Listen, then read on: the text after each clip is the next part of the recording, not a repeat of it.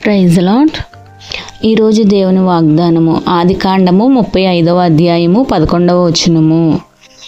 మరియు దేవుడు, నేను సర్వశక్తిగల దేవుడను, నీవు ఫలించి అభివృద్ధి పొందుము, జనమును జనముల సమూహమును నీ వలన కలుగును, రాజులను నీ గర్భవాసమున పుట్టెదరు.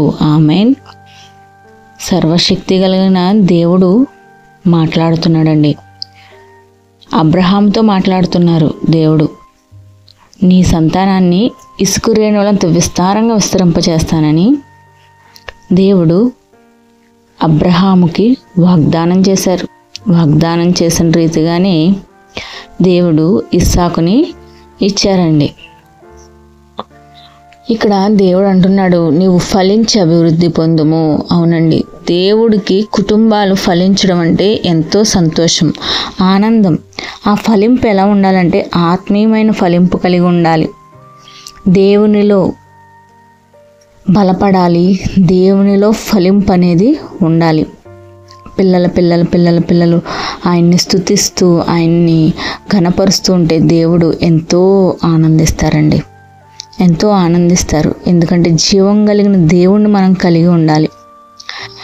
కనులుండి చూడవు, చెవులుండి మాట్లాడవు, నోరుండి మాట్లాడవు, చెవులుండి వినలేని ఒట్టి విగ్రహాలకు మొక్కేకున్న జీవం కలిగిన దేవునికి మనం మ్రొక్కాలి. జీవం కలిగిన దేవుని మార్గంలో నడుచుకోవాలి. సృష్టికర్త దేవుడైన యెహోవా, ఆయనకు తెలుసు సమస్తము. ఆయన ఈ సృష్టి అంతటిని చేశాడు, మనిషిని చేశాడు. మనిషి యొక్క ప్రతి అవయవము ఆయనకు తెలుసు. తల్లి గర్భంలో నీవు రూపింపబడక మునిపే నేను నిన్ను ఎరిగితిని అని దేవుని వాక్యం సెలవిచ్చిన రీతిగా ప్రతి ఒక్కరి పుట్టుక, జీవమరణములు అన్నీ దేవునికి తెలుసు. ఆయన ఆధీనంలో ఉన్నవి. ఆయన మాట మాత్రం సెలవిస్తే గాలి ఆగుతుంది. ఆయన వాతావరణాన్ని గద్దిస్తే ఆ వాతావరణం అణిగి ఉంటుంది. ఆయన మహోన్నతమైన దేవుడు. సృష్టి అంతా కూడా ఆయనకు లోబడి ఉంటుంది, ఆయన గుప్పిట్లో ఉంటుంది. కాబట్టి ప్రియమైన దేవుని బిడ్డలారా, జీవం కలిగిన దేవుణ్ణి కలిగి ఉండాలి. దేవుడికి తెలుసు మన బాగోగులన్నీ కూడా. ఆయన కనుదృష్టి భూమి అంతటి మీద సంచారం చేస్తుంది. అందరినీ ఆయన చూస్తున్నాడు. వివేకం కలిగిన వారు కలరేమో అని ఆయన వంగుని చూస్తారంటండి భూమి మీదకి. కాబట్టి వివేకం కలిగి, యథార్థత కలిగి దేవుని మార్గాల్లో నడుచుకున్నట్లయితే దేవుని కనుదృష్టి మన మీద ఉంటుంది. మరి అబ్రహాముని దీవించినట్లుగానే అబ్రహాముని మరి విశ్వాసులకు తండ్రిగా దేవుడు ఎలా చేశాడో, ఈరోజు మిమ్మల్ని కూడా, ఈ మాటలు వింటున్న బిడ్డలారా, మిమ్మల్ని కూడా అలాగా దేవుడు ఆశీర్వదిస్తాడు. మీ యొక్క సంతానాన్ని కూడా అభివృద్ధి పొందిస్తాడు.